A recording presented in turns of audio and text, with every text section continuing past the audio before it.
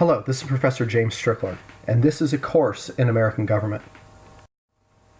This lesson's from Unit 9 about civil rights. It's Lesson 2 about civil rights and reconstruction.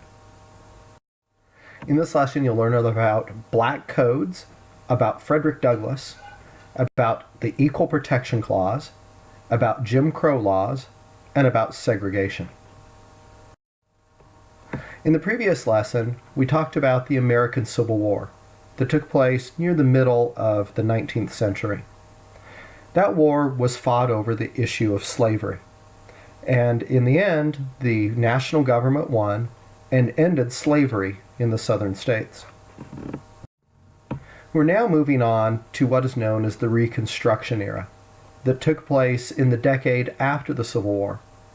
You can see in the background picture of this slide the capital of Richmond in Virginia, which was the capital of the Confederate States of America until it was destroyed by the Northern armies. You can see the city was basically leveled. Well, that's the kind of Reconstruction that we're talking about, but that's only part of the Reconstruction era.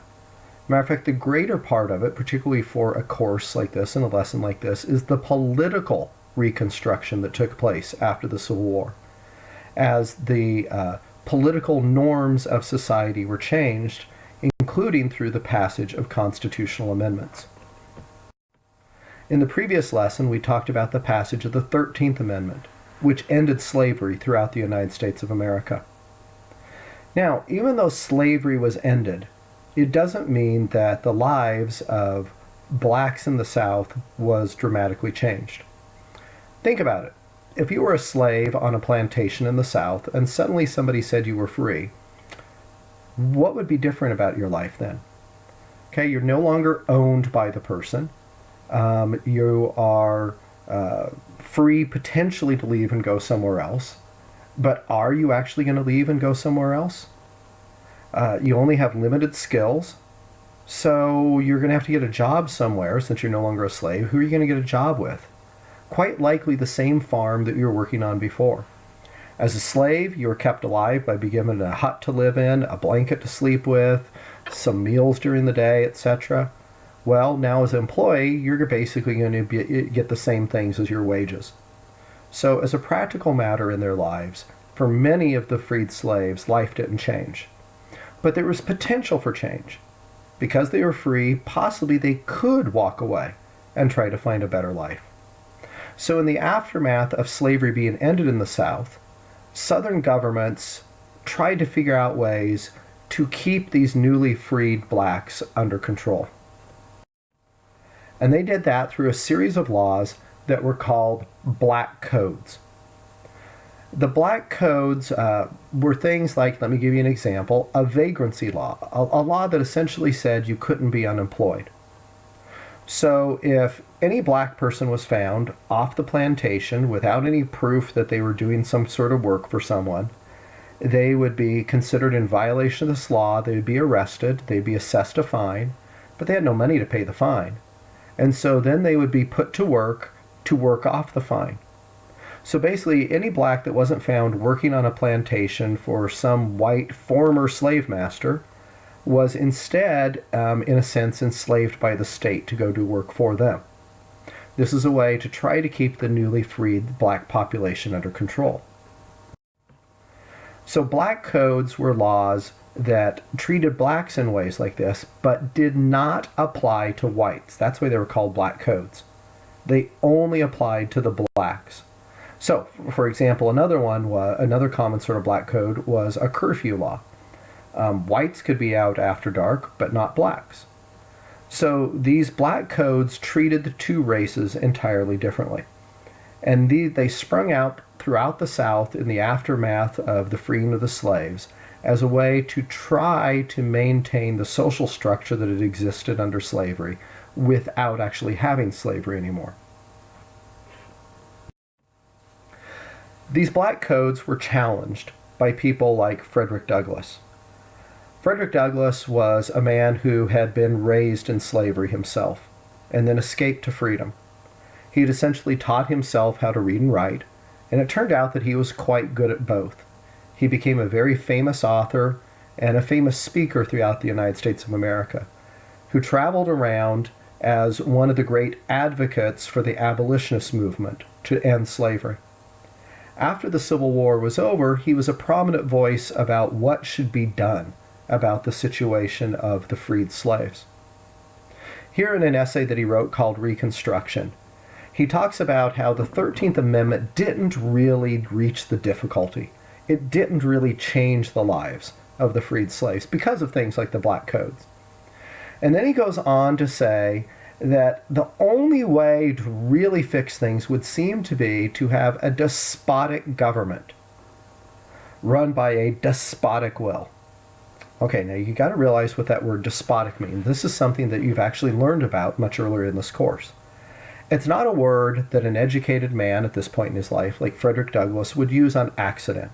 I said he was a good writer. He was a careful writer. He understood the language he was using and chose his words appropriately.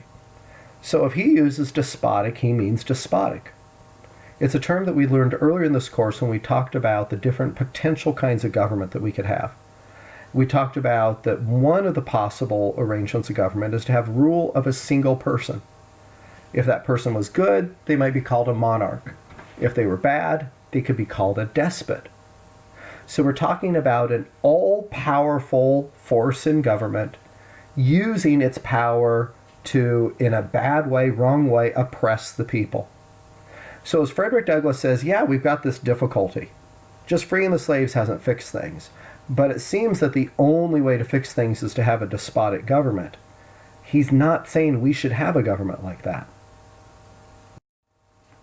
In fact, as we carry on with this quote, he says that, what I'm talking about is basically having an armed soldier on every street corner in the South to force the Southerners to treat the freed blacks the way that they should. But then as he discusses this possibility, he says, this, of course, cannot be done, and it ought not to be done, even if it could be. So this produces a problem then. If he's right about it would seem the only way to force the whites in the South after the Civil War to treat the blacks correctly is to have this despotic, tyrannical government over them, but you're unwilling to do that, then what's the solution? Without using a despotic power, as Frederick Douglass says you shouldn't, what can be done? Well, just because it was a difficult question doesn't mean that the government didn't try. In the aftermath of the Civil War, the United States Congress passed a law called the Civil Rights Act of 1866. And you can see some of the things that it says here in it. It says that every race shall have the same right to equal benefit of the laws as is enjoyed by white citizens. Basically, it's saying that the state governments have to treat all their people equally and the same. Now, the Congress that passed this law ended up getting worried that it might be declared unconstitutional, so they shortly thereafter proposed a constitutional amendment along this line that ended up being ratified and added to the Constitution. That's the 14th Amendment. We've seen the 14th Amendment previously in this course when we spent a lot of time talking about the Due Process Clause in the 14th Amendment. That Due Process Clause prohibited states from taking away someone's life, liberty, or property without due process of law. This is a way to protect newly freed slaves so that the government couldn't come in and punish them without giving them fair procedures. You couldn't just have a lynch mob get mad at somebody and take them out and hang them. Yes, potentially people could be executed, but they're supposed to go through fair legal procedures for doing it. Well, immediately after the Due Process Clause, the 14th Amendment, we then get this passage that you can see on this slide, where it says that no state shall deny any person within its jurisdiction the equal protection of the laws. This, in a much shorter sentence, is saying the same sort of thing that the Civil Rights Act of 1866 was saying, that everybody has to be treated equally by the states. Now think about what this does to the black codes that were designed to treat people unequally based upon their race. The Equal Protection Clause of the 14th Amendment made the black codes unconstitutional. So now, think about it from the point of view of the white majority in the South who believes blacks are inferior, who believed in slavery but can no longer use it, and had tried to replace it with these black codes. Now they can't use the black codes either. What are they going to do? Well, they then passed a series of what became known as Jim Crow laws. It was named after a character in a song. What Jim Crow laws came to symbolize, to refer to, were segregation laws. Well, what are segregation laws? Segregation is where you divide people up. In the case of Jim Crow, you're dividing them up based on race. So you can see in this picture you have a drinking fountain for whites and a drinking fountain for blacks. Racial segregation was what states turned to when black codes were no longer available. Basically, they said, okay, you can force us to treat these people the same theoretically, but that doesn't mean that we have to actually associate with each other. So you would see restaurants with whites only signs. You would see beaches that were divided, a black area and a white area, things like that. But the truth was, this segregation wasn't equal. You can see in the picture here the drinking fountains. One's a nice one with a refrigeration unit in it to make cold. The other one's just a pipe coming out of the wall, basically. So this is what then replaced the black codes, which had replaced slavery. This is what the South eventually got to, was racial segregation. All right, that does it for this lesson. Let's now review what we learned. What were the black codes? Were they secret laws? Were they laws just for blacks? Were they a secret language that was used among blacks? Or were they some sort of criminal traditions? Black codes were laws that just applied to blacks. Who was Frederick Douglass? Was he a former slave? Was he a talented author and speaker? Was he an abolitionist? Or was he all of the above? Frederick Douglass was all the above. He was a former slave that became a talented author and speaker and used his talents to advocate for the end of slavery, what was called abolition. Where is the Equal Protection Clause found in the Constitution? Is it in the First Amendment, the 13th Amendment, the 14th Amendment, or the 19th Amendment? The Equal Protection Clause is in the 14th Amendment, immediately after the Due Process Clause that we've already discussed in this course. What were Jim Crow laws? Were they designed to end slavery? Or did they allow blacks to vote? Or did they create due process? Or did they require racial segregation? Jim Crow laws required racial segregation.